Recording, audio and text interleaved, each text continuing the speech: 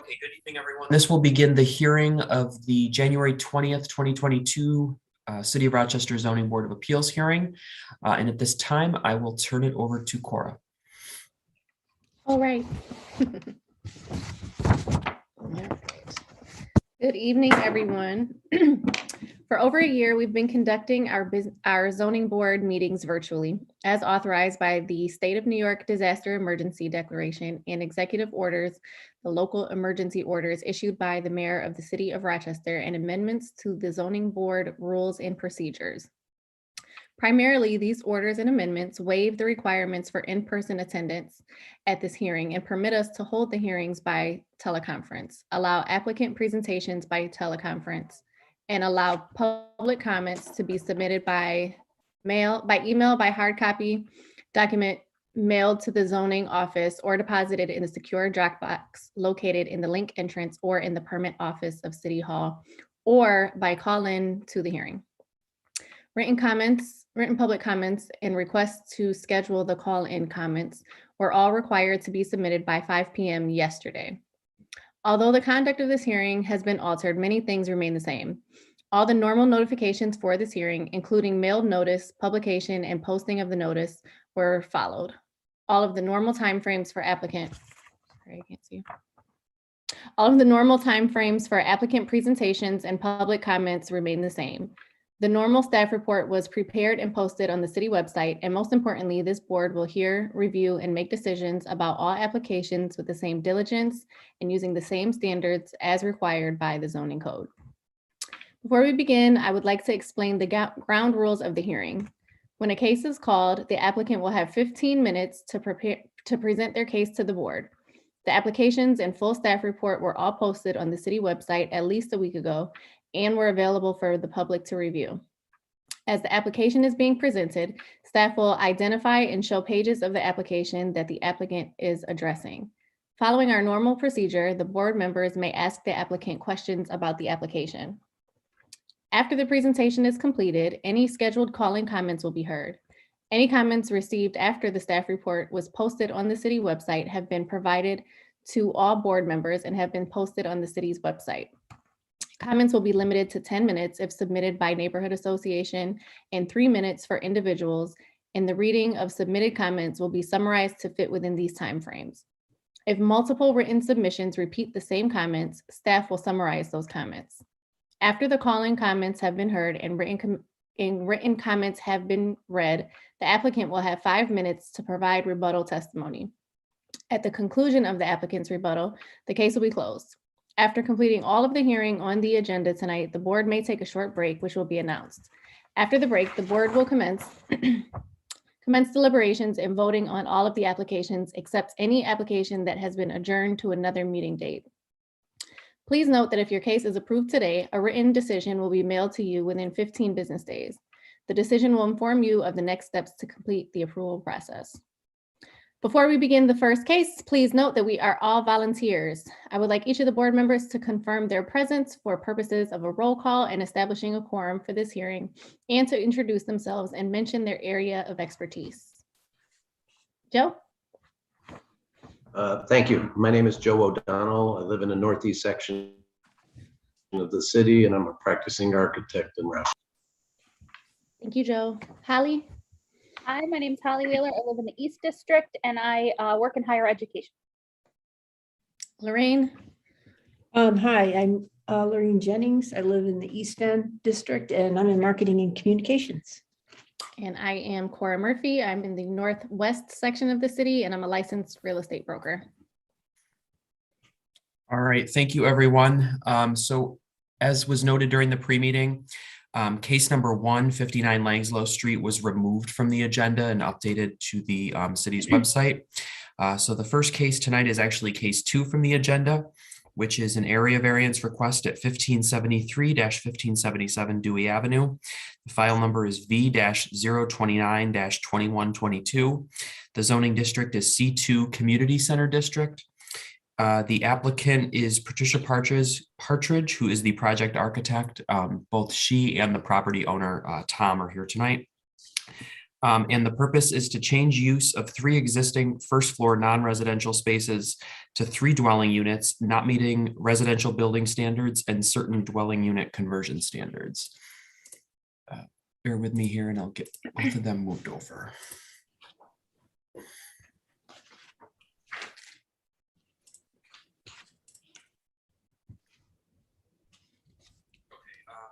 Tom and then Patricia, when you're in, you guys can go ahead and unmute and the chair will swear you in.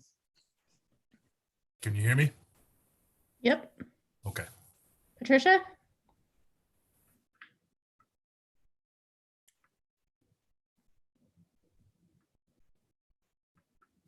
And Tom, what I'll do is I'm going to have the staff report and the 2 additional documents you submitted. So if you want me to go to one of those pages, I'll be sharing everything. Just let me know. I have a quick question, if it's possible. Sorry. You mentioned in the pre-meeting that Mhm. if I wanted the opportunity to present to a full board, I'd be able to adjourn. Mhm. I would like the opportunity to present to a full board, so I'd like to adjourn to next month if that's possible. Oh, okay. I'm going to just pull up the dates so we can say it now. So the February hearing is February 24th, Thursday, February 24th. So if you're good with Thursday, February 24th, we can announce that now. Okay. All right, perfect. We don't have anybody scheduled to speak, anybody in for or opposed. No one's scheduled to speak. There was one additional comment that had come in, posted on the city's website last night, but no one was scheduled to speak now. Okay, okay. All right, any board members have any questions of the applicant or anything? Okay, all right, perfect. Thank you, Tom. Thank you, Patricia. Thank you very much. See you next month. Good night.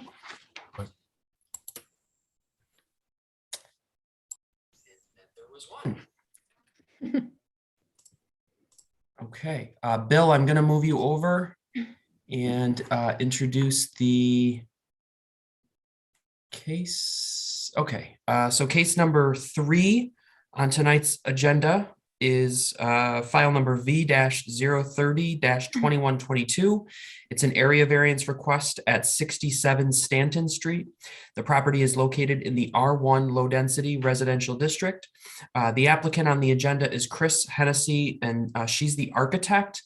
We have Bill with us tonight representing the property owner. And the purpose is to construct an addition to the rear of a single-family dwelling, not meeting certain lot area and yard requirements. And Bill is in and he's unmuted. So Corey, you can go ahead and swear him in. Okay. Bill, do you solemnly affirm that the testimony that you are about to give in this hearing is the truth, the whole truth, and nothing but the truth? Yes, I do. All right, you got 15 minutes. Give me 1 second. And go ahead whenever you're ready. Okay, so the gist of why I'm here today is my father was involved in a motor vehicle accident where he was the victim of a DWI case. He's currently disabled. We don't know as time goes on how much ability to walk and to get around he will regain. His existing home is not currently, able to house him in its current state. So we have gone through and talked with an architect, Chris Hennessy, and she has said the easiest way to do this would be to go ahead and do an addition onto the rear. So we understand that per the code, it takes up more space than what dwelling per the zoning code normally allows. That's why we're here, to ask for the allowment of us to build this and go above and beyond what a normal house, the space that it would normally take up on a lot. My parents are lifelong city residents. They've been in the city since the day they've been born, both of them.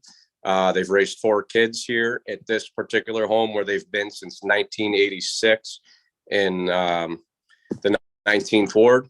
My mother is a school district employee, and my father did a lot of construction. He currently doesn't he's not engaged in contracting, but he did numerous jobs for city residents, and along that time too with raising kids. I'm sorry if I'm just rambling here. He's also been a coach at Genesee Valley Little League for baseball. He's youth football coach, Northwest youth football. So he's been involved in the community, and he does not want to leave his home. He loves the city. He's been there his entire life, and he'd like to stay there. And this is the only way that his house will be, suitable for him to go back into. So I hope that everyone here would kind of, be a little lenient on what the zoning laws currently are and proceeding with this project. All right, thank you, Bill. I think we'll open it up for questions if that's okay. We'll start with our architect, Joe. I apologize. I'm getting spotty coverage. Is this your parents' house? This is my parents' house. Okay, I wasn't sure because in the beginning of your testimony, you were breaking up a little bit, so I didn't quite follow what your role was in the front in the. Yeah, no case, worries. so, My father is okay. in a nursing home, and he couldn't join on the meeting. Yeah, no, that's okay. That's okay. I was thinking you were the landlord and they were a tenant, and that's all. No. So thanks for clarifying that. Sure.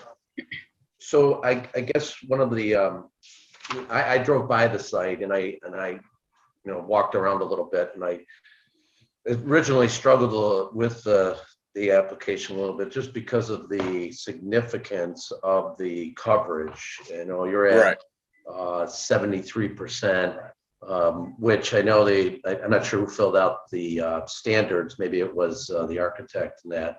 And I can't disagree that they are minimal sizes for a bedroom and that. And one thing I couldn't read, and maybe Matt, you can help me, blow up the floor plan. I can't determine the dimension of the bedroom from my small prints that I have. Yeah, Joe, I can, let me see if this one doesn't work. I think she sent me the, okay, this does work. Yeah. Just looking for that dimension from the closet to the back wall. 15.5. Okay. Right here. 15.5. Yep. Okay. And then the width is, just scroll down a little bit, Matt. 14. Okay. So I guess maybe I answered my own question that the size of that bedroom's a little large, but I understand being needing accessibility that comes into play with the size of the room for maneuvering around the room. Is your dad in a wheelchair?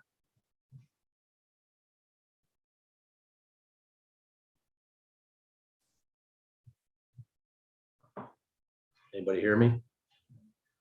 Yeah, the applicant's on mute. I can hear you. Okay, Bill, are you there? Oh, There he is. yeah, I'm got on mute. I apologize. That's okay. I just want, is your dad in a wheelchair? He can't even get into a wheelchair at this point. He's bedridden. The only way he gets out is with a crane that they have to use to get him into a wheelchair, and he can't even move himself around. So he's in a hospital bed currently. So his back was broken significantly, and they had to do a spinal fusion surgery to put his spine back in realignment. Otherwise, he would have 100% been paralyzed for the rest of his life. But the surgeons were able to fuse his back together to keep his spine from being severed. Yeah. So as I started off in my comments were originally I was like, oh boy, this thing creates such a huge wall between you and the neighbor to the north. But when I was out there, I realized that the neighbor to the north has a framed shed that essentially blocks their view anyways of that, that side of the building. Or In the house rear itself. of the house goes into an industrial use area. Yeah, So yeah, I know that. Yeah, I saw that as well. Okay. That's all I have for right now, Cora. I'm just going to kind of wait and see if there's any other observations brought up by any of the other board members of the public. The only thing I would caution, this is kind of not in our purview tonight, is just you may want to just double check, and that your architects, you know, got a great reputation, but windows on the north wall, I think they're too close to the property line to be allowed, but have them check that.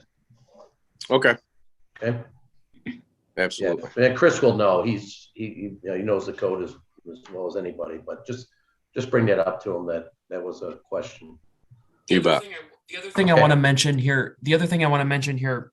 Quickly, one of the variances, the one for the side yard setback, can actually be done administratively. So the staff report outlines the two. So if the lot coverage variance was not here, this application wouldn't even be before the board. So while there are two variances requested, one can actually be done through what's called an administrative adjustment, which gives the purview to the director of zoning to approve when you're constructing an addition to the rear of a structure that's not meeting the 5-foot setback, but is in line with the existing. But because it needed the variance for lot coverage too, it gets thrown on there. Yeah, I just question it, Matt. And again, I'm out of my purview here. Is that anything within 3 feet of the property line, you're not allowed a window on the wall? Oh, yes. Okay. Yeah, no, and they can certainly address that through That's a code issue. That's a code issue, but he just might want to have his architect check that. Yep. That's all. Thank you. Thank you, Joe. Holly? I don't have a question, but Matt, can you blow up the picture that it says section A underneath it? I think it's on the previous page to where you are. This, oh, okay, hold on. That one. Yep. Oops.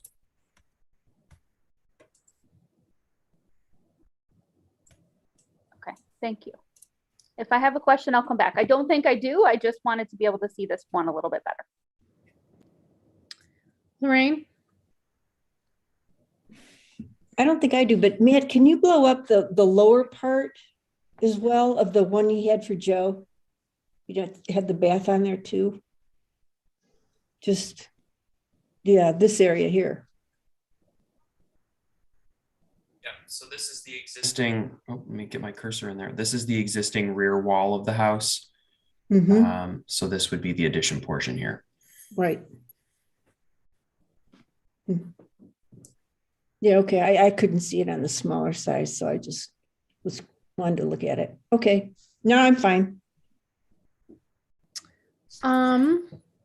I don't think I have any questions either. I originally, when I rode past the property, I thought there was a conversion to the garage because the garage is so large. I didn't realize until I went back and looked at the application that it was a addition. I don't think I have any questions. Anybody else came up with anything else? Otherwise, if we have any call-ins or comments? No, nothing. Cora. Okay.